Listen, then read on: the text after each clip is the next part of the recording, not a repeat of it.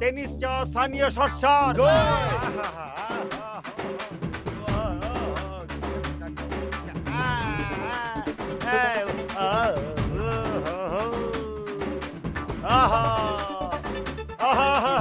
আজ এত বড় স্টার হয়ে গেছি শুধুমাত্র তোমার জন্য।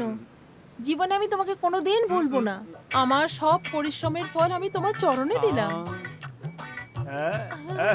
Go back come. টেনিসটা Sania সরসার, Sania সরসার। আমার সরসু। হাই সরসু। নন্দু, এতদিন ধরে আমি তোমায় বলতেই পারিনি, এই হলো আমার হাজবেন্ড।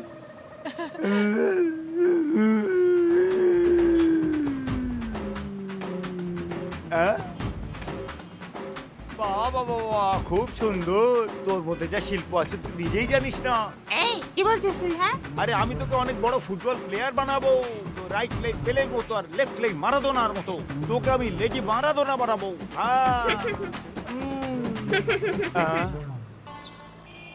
স্যার আপনার কথা মতো আমি সন্ধ্যাবেলা মিটিং অ্যারেঞ্জ করেছি। আমি ভালো করে জানি তুমি তোমার কাজে পাংচুয়াল।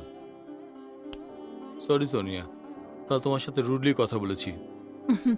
কোনো ব্যাপার না স্যার, আপনি এমডি, আমি সেক্রেটারি। ও সোনিয়া, 1 মিনিট। ই আসলে রাম নাকি রাজ এনকোয়ারি চলছে এখন, আর সেই ব্যাপারেই আমি আপনার থেকে হেল্প চাইছি। বলুন, এ আসলে রাম নাকি রাজ?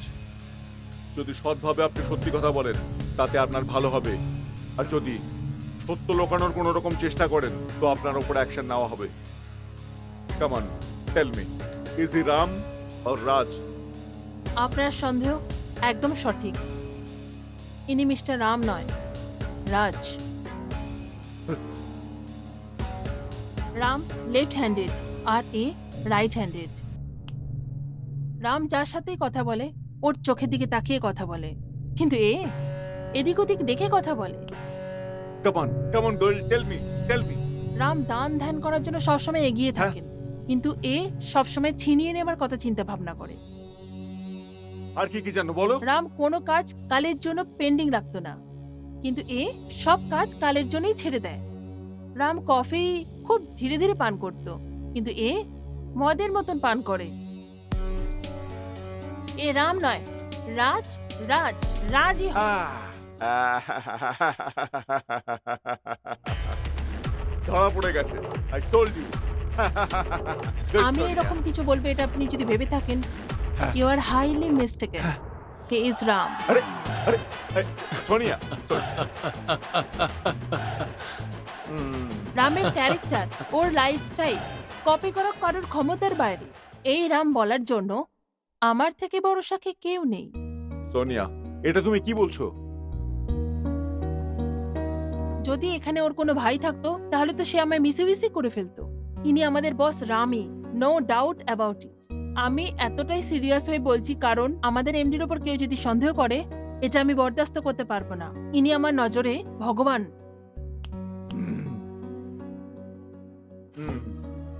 গড, ভগবান।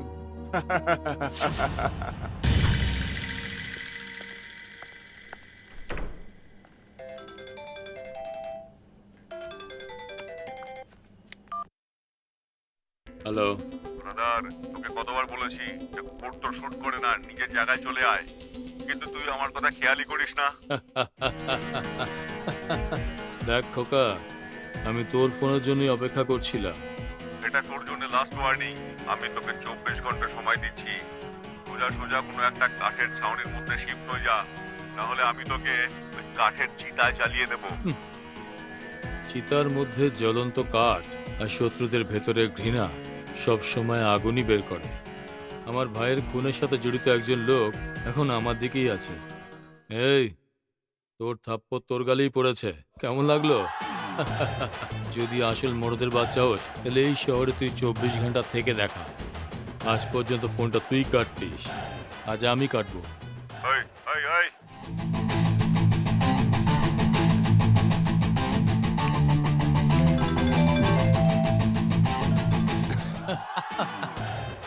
এত ব্যতিব্যস্ত হচ্ছিস কেন?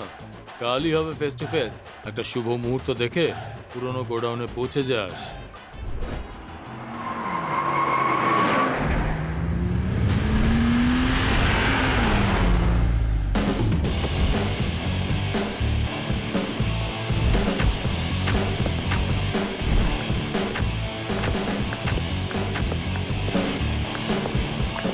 স্যার আপনি এখানে আমায় কেন এনেছেন? এখানে আমি তোমার এমডি নই, রাম। তোমাকে যে মঙ্গলসূত্র পড়েছে সেই রাম। আমি থাকতে এই ওয়াইন কেন?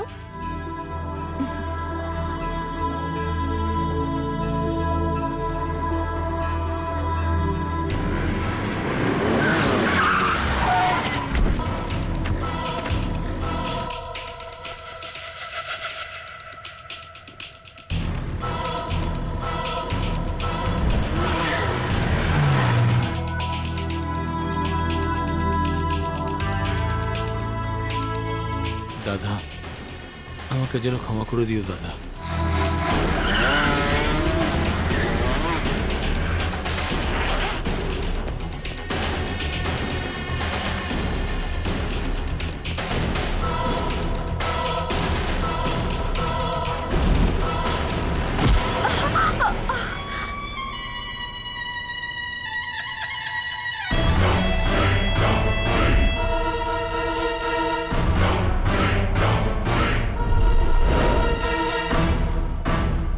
কি নাটক হচ্ছে এটা? তোকে ট্রেন করার জন্য আমি অনেক কষ্ট করেছি। আমার সঙ্গে 50-50 হিসেবের কথা বলে একে পটিয়ে সব সম্পত্তি একলাই খাবি? সোনিয়া, তুমিও? এই, এ কিছু জানে না নাকি? জানতো তো কিছুই না, তুমি আসার পর সব জেনে গেল। কোনো ব্যাপার না, এখন সত্যিটা কি সেটা জানতে দাও। কোট পরে তো ঘেমে যাচ্ছে। নিজের জায়গায় আসার জন্য অনেকবার বলেছি আমি। রেকর্ড করে তোকে ফোনে শুনিয়েছিলাম, তুই শুনেছিস?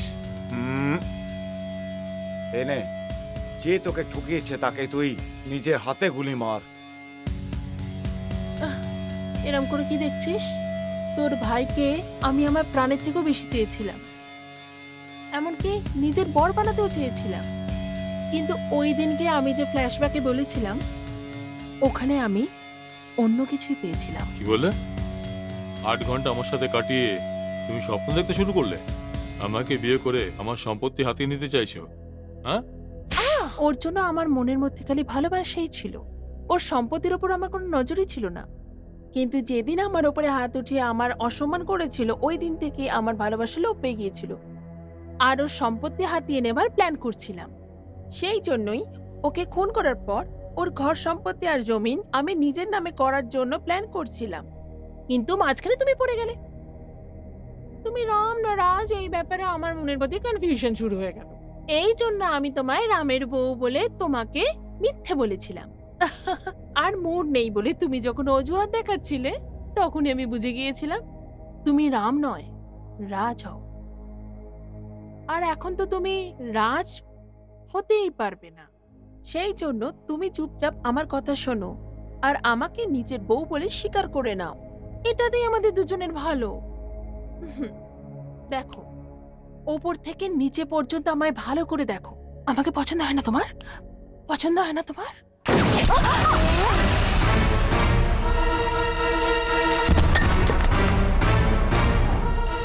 গুলি করতে বললাম আর প্রেমের কথা বলছে। কি হলো? কফি থাকা এই হাতে বন্দুক দেখে আশ্চর্য হচ্ছ? এই সবের জন্য দায়ী তোর দাদা। ব্যবসার পাগল, ব্যবসা বাড়ানোর জন্য মাথুরের সাহায্য নিয়েছিল। ওর এই ব্যবসার জন্যই আমি আমার ছোট ভাইকে হারালাম। তার মৃত্যু দেখে আমার পরিবারের লোকেরা আত্মহত্যা করলো, শুধু আমিই বেঁচে গেলাম। রামের পরিবারকে ধ্বংস করার জন্য এই কোম্পানিতে কাজ নিলাম, যাতে কেউ সন্দেহ না করে। তাই সততার সঙ্গে কাজ করতাম, আর সবার শুনতাম, সব তথ্য জোগাড় করতাম। হ্যাঁ, তোর দাদা খুব চালাক লোক ছিল, ওকে মেরে ফেলা এত সহজ ছিল না। আর সেই জন্যে সোনিয়াকে আমি আমার নিজের দলে নিলাম। সালা মাথুর আমার কথা শোনেনি, তাই ওকে রাস্তা থেকে সরিয়ে দিয়েছি। তার জায়গায় আমি দ্বিতীয় মাথুরের জন্ম দিয়েছি। শুধু তোর ভাই আর সোনিয়া মাথুরকে চিনতো, রামকিষণও চিনতো না। সেই জন্যে আমি আমার এই লোকটাকে মাথুর সাজিয়ে তোর সামনে দাঁড় করিয়েছি। মাথুরকে পেমেন্ট দিতে হবে বলে আমি লক্ষ লক্ষ টাকা নিয়ে নিয়েছি। তারপর তোর দাদাকে শেষ করেছি। তারপর তুই তোর দাদার রূপে প্রবেশ করলি, যাতে কেউ তোকে সন্দেহ না করে, সেই জন্য অদ্ভুত অভিনয় করলি। আহা, তোর এই অদ্ভুত অভিনয়ের জন্য অস্কারের পুরস্কারও কম। তোর খেলা শেষ করার জন্য সিবিআই দিয়ে তোকে ধরার চেষ্টা করালাম, কিন্তু তুই তো মস্ত বড় খেলোয়াড় প্রমাণ করলি, সবার চোখে ধুলো ছড়িয়ে দিয়ে। তারপর আবার মাথুরকে বের করে দিয়ে আমার পয়সা ইনকামের রাস্তা বন্ধ করলি। তখন আমি ভাবলুম যে তোকে শেষ করে দিতেই হবে, আর তুই নিজে আমার সামনে এসে দাঁড়িয়ে পড়লি। এ আমাকে বলল টাকা চাই, আর তোকে বলল তোকে চাই, সেই জন্য ওকে শেষ করলাম। রহস্য একজনের মধ্যেই থাকা ভালো।